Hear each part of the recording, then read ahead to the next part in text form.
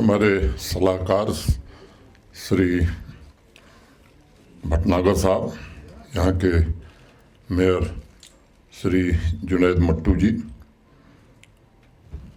विजयधर साहब, सुभाष चंद्रा जी, श्री रजत शर्मा जी, यहाँ के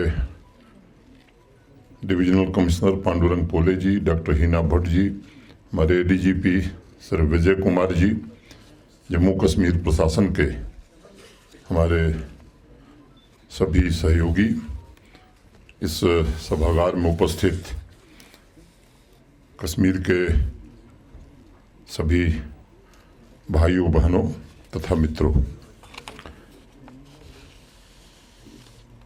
मई 1965 में इस सिनेमा हॉल से 100 मीटर दूर ब्रॉडवे सिनेमा शुरू हुआ था।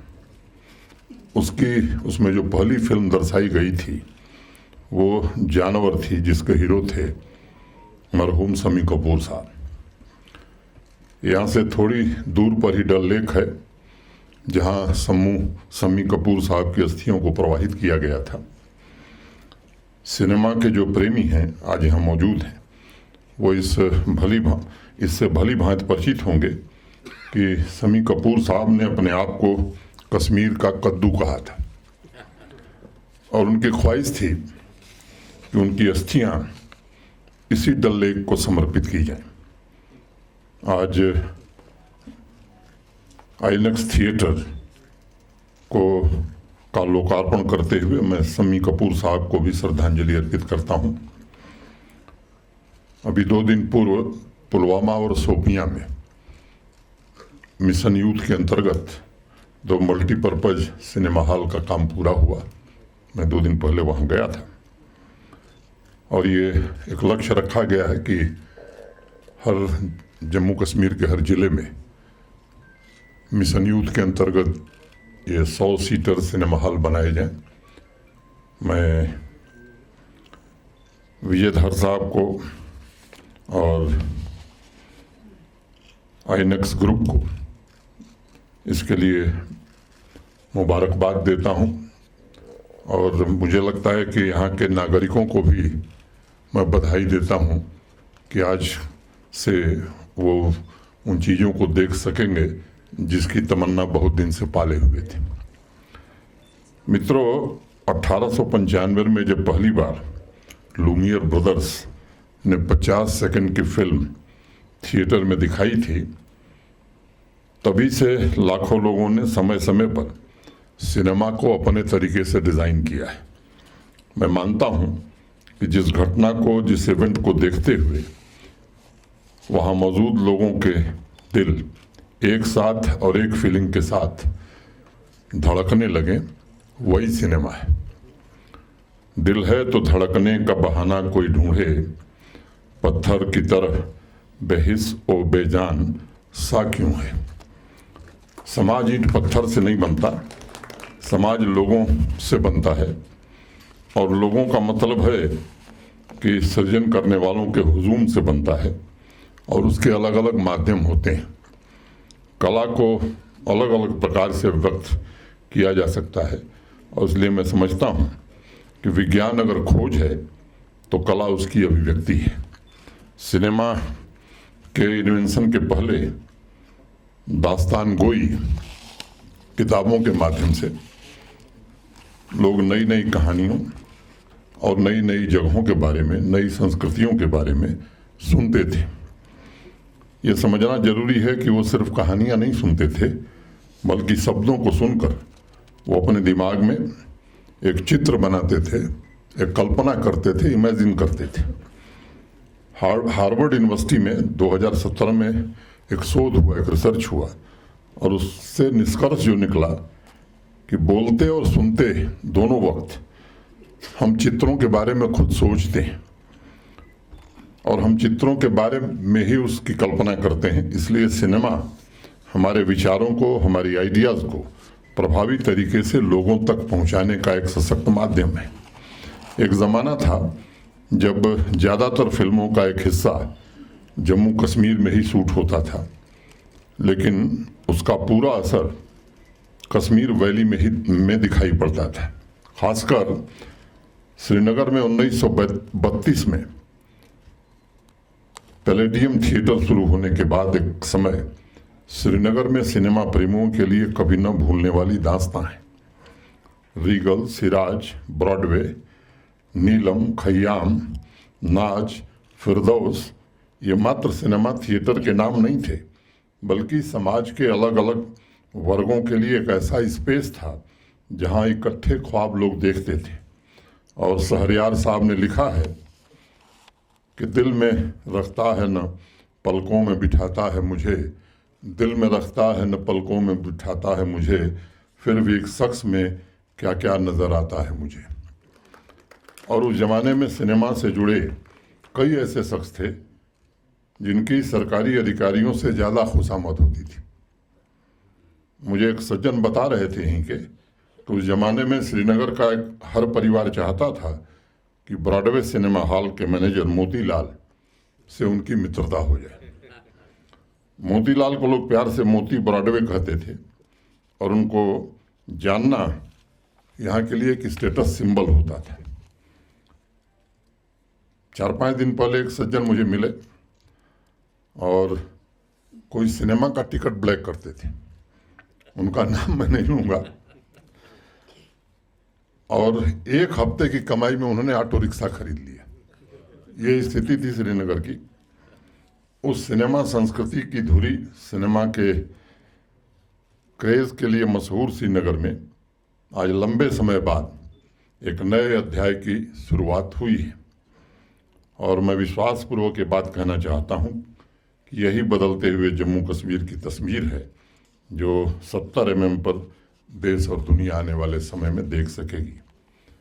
मित्रों, समाज में तरक्की के लिए निरंतरता होनी चाहिए और उसकी जो बेसिक आवश्यकताएं हैं उसकी पूर्ति भी होनी चाहिए।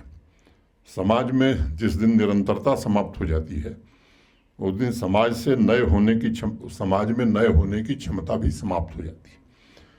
इसलिए दुनिया के हर छोटे बड़े शहर में सिनेमा को वहाँ की संस्कृति, वहाँ के आर्ट, ट्रेडिशनल नॉलेज का एक स्टोर हाउस माना जाता है और किताबों की तरह हमारे आसपास विचारों को एक नया रूप देने में मदद भी करता है। सिनेमा सामाजिक व्यवस्था और हमारे आसपास हो रहे परिवर्तन को समझने का भी एक माध्यम है। अगर हम देश के 75 सालों के इतिहास को देखेंगे तो मैं मानता हूं कि सामाजिक परिवर्तनों को रिफ्लेक्ट करने के साथ साथ सिनेमा ने देश के विकास में भी अत्यंत महत्वपूर्ण योगदान का निर्वहन किया है। सिनेमा ने वैश्विक परिवर्तनों से भी लोगों को जागरूक करके समाज को मोटिवेट किया है, संस्कृति को समृद्ध करने में एक महत्वपूर्ण भूमिका निभाई है। लेकिन कश्मीर डिवीज़न इस व्यवस्था से 3 दशकों तक दूर था, वंचित था। यह अजीब सी बात है कि जिन्हें यह जिम्मेदारी सौंपी गई थी वो लोगों की आकांक्षाओं, उनके सपनों को पूरा करेंगे, उन्होंने ठीक उसके उलट काम किया। मैं अपने लिए तो इंटरटेनमेंट के साधन जुटाए गए, श्रीनगर नहीं मिला तो देश के बड़े शहरों तक जाने का इंतज़ाम किया गया। देश नहीं, देश के बाहर भी इंतज़ाम हुए, लेकिन आवाम के लिए वो इंतज़ाम नहीं हो सका। मैं समझता हूँ कि 5 अगस्त 2019 देश की तवारीख में एक ऐतिहासिक दिन होगा, जिस दिन भारत के प्रधानमंत्री जी की दृढ़ इच्छा शक्ति के कारण एक बड़ा परिवर्तन देश की संसद ने किया। और ये बात मुझे कहना मुनासिब लगता है कि आज ये कोशिश हो रही है और दिल्ली में जो सरकार है, नीति बड़ी स्पष्ट है, वो शांति खरीदने में नहीं, शांति स्थापित करने में विश्वास करती है और उसके लिए प्रयत्न भी किए जा रहे हैं। एक बात मैं बार बार कहता हूँ कि पिछले 3 वर्षों में, यहाँ मीडिया के मित्र भी हैं, मैं बड़ी जिम्मेदारी से बात कहना चाहता हूँ कि एक स्पष्ट नीति कि बेगुनाह को छेड़ो मत और गुनहगार को छोड़ो मत, किसी बेगुनाह आदमी के साथ कोई ज्यादती न हो, इसकी कोशिश पूरी तरह से की गई है। और अगर कहीं भी लेस मात्र संदेह हुआ है तो कार्रवाई की गई। मैं फिर से एक बार आप सबको इस नई सौगात की बधाई देता हूं। नई फिल्म पॉलिसी जो बनी है जम्मू कश्मीर की, पिछले दिनों में काफ़ी फिल्में यहाँ शूट हो रही हैं। फिल्म सिटी के लिए भी ज़मीन चिन्हित कर ली गई है। आने वाले कुछ महीनों में, 2 महीने के अंदर वो फिल्म सिटी, लोगों के लगातार हम संपर्क में हैं। और ये जो नई फिल्म पॉलिसी है स्थानीय नौजवानों के लिए, उसमें विशेष प्रावधान हमने किए हैं कि वो अगर कोई फिल्म बनाएंगे, छोटी फिल्म भी बनाएंगे, तो उन्हें हम काफ़ी इंसेंटिव देने जा रहे हैं ताकि स्थानीय लोगों को रोजगार भी मिल सके, लोग इससे जुड़ भी सकें। आज ये वक्त नहीं है कि बाकी बातें मैं करूं। इतना मैं जरूर कह सकता हूं कि ईमानदारी से कोशिश की जा रही है कि आवाम की जो ज़रूरतें हैं उनको पूरा किया जा सके, इंफ्रास्ट्रक्चर यहाँ का ठीक हो सके। और एक जो व्यवस्था ऐसी चली आ रही थी कि सुविधा हर चाहिए लेकिन भुगतान किसी चीज़ का नहीं होगा, मैं समझता हूं कि यहाँ प्रबुद्ध लोग बैठे, उनसे मेरा आग्रह है कि ये व्यवस्था लंबे समय तक कहीं भी चल नहीं सकती है। अगर हमें सुविधा चाहिए, सर्विसेज चाहिए, तो उसके लिए जो समर्थ लोग हैं उन्हें भुगतान करना पड़ेगा।